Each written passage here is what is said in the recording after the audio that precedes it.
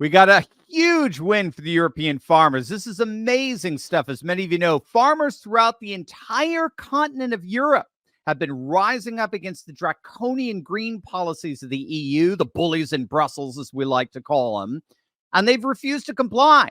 And just to show you how massive of a revolt this is, here's a map of all the places throughout Europe where farmers are rising up. It's absolutely astonishing stuff, and it's as organic as a movement as you can possibly get.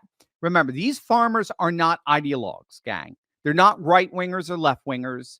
They're not conservatives. They're not liberals. They're freaking farmers.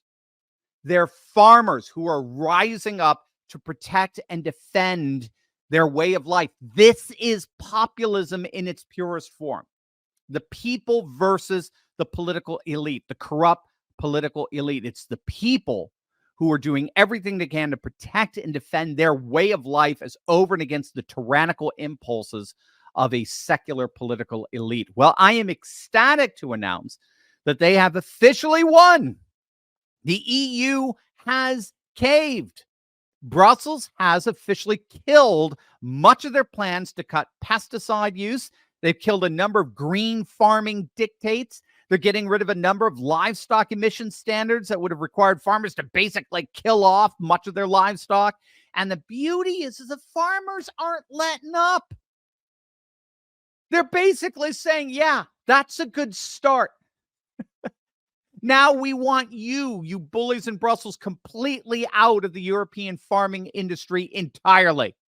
What if I told you there was a small group of investors who wildly outperformed the market? Well, there is, and you know exactly who they are. Corrupt politicians like Nancy Pelosi and establishment senators have been using their security clearances and exclusive knowledge to their advantage in the market for decades now. They know when sales are up.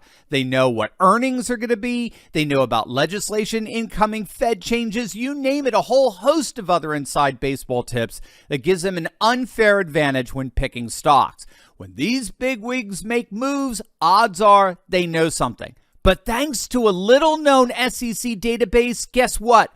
We can see what and when these people are buying. Not only do we get to see it in real time, but we get to piggyback on their trades to gain the same advantage for ourselves perfectly legally and ethically. My friend Ross Givens has been tracking insider trading for years, and his recommendations have led to investment returns of over 200%. Some have hit as high as nearly 1,500%. And according to him, there's no better way to beat the market. Now it's your turn. Click on that link below right now and learn how you too can learn to trade like Pelosi. Click on that link and learn how to gain an insider advantage for yourself. They're pushing back and pushing back hard. They want Brussels out entirely from the European agricultural sector, and they're taking nothing less than that for an answer. And it looks like those demands are increasingly going to get met. And this is because one way or the other. And this is because the center-right parties in Europe are absolutely scared to death that the so-called far right, the radical right, the nationalist populist right, basically the people, they're rising up all over Europe, and they're on course to completely dominate the upcoming European parliamentary elections in June, literally just weeks away. And so these center-right parties, these milquetoast globalist parties, they're just doing everything they possibly can to politically survive here. But it looks more and more like the writing is on the wall. All the polls show that the European populist parties, which have grown by over 300% in the last decade, they're all poised to absolutely dominate the upcoming European elections. And they may indeed end up taking total control over the European Parliament.